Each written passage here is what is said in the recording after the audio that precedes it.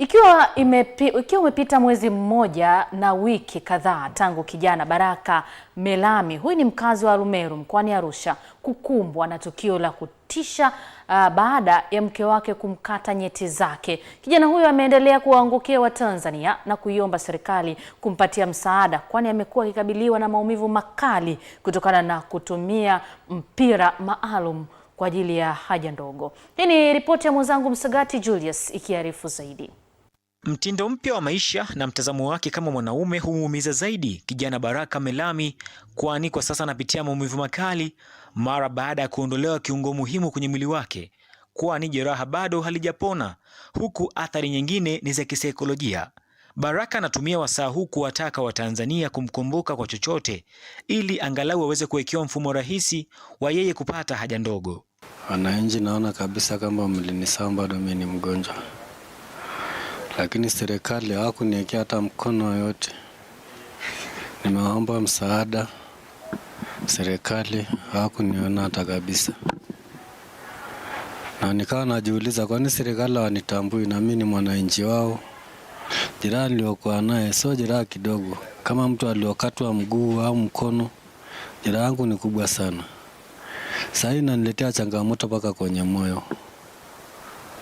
Kama sio kutoka nje usiku, moyo itipapreti kidogo, unaweza ukafa ndani. Kwa kweli napitia changamoto kubwa sana. Kwa hiyo naomba Watanzania au mtu binafsi mwenye moyo safi, tunaye Mungu amguse.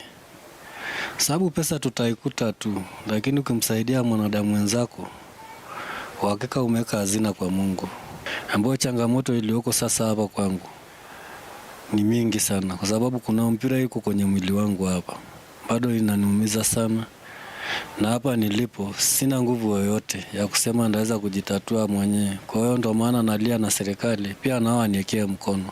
Wakati kamera za EATV zilipozuru kujionea maendeleo ya kijana Baraka, ni siku hiyo pia familia ya upande wa kijana huyo na upande wa mwanamke anayetajwa kutekeleza tukio hilo zilikuwa na kikao maalum, ikiwa lengo ni kuweka mikakati mbalimbali. Mosi ni kumsaidia Baraka, lakini pia kuitaka familia ya mwanamke huyo kuleta dume la kondoo kama sehemu ya kuzuia laana kwa mujibu wa tamaduni za kabila la Kimaasai. Lakini hatua zote za kifamilia na za kitamaduni hazitakuwa na athari zozote kwa upande wa mifumo rasmi ya kisheria. Sisi tumekutana hapa kwa ajili ya kutafuta namna ya kumuuguza. Kwanza wamekutana malaigwanani wa pande zote mbili. Upande huu wa ndugu yetu Baraka aliyeumizwa na upande wa yule shemeji yetu ambaye ndiye mtekelezaji wa hili jambo. Kwa hiyo tumekutana, tumekubaliana kwamba atapata mauguzo kama desturi na mila ya Kimaasai. Kwa hiyo amepewa minada miwili ambayo inaanza Jumatatu mpaka Ijumaa. Kijana wetu Baraka ameumizwa na mke wake, tarehe ambayo sikumbuki, lakini bado anaumwa, bado ana maumivu sana. Sasa mpaka hapo naomba serikali atupatie msaada. Itakumbukwa tukio la Baraka kukatwa uume na mke wake limetokea majira ya usiku wa tarehe 19 Novemba mwaka 2025, kitongoji cha Juhudi, kata ya Olevolosi, wilaya ya Rumeru mkoani Arusha. Mimi ni Msagati Julius, EATV. Haya ndio changamoto za maisha na ndio mambo ambayo yanaendelea kutokea.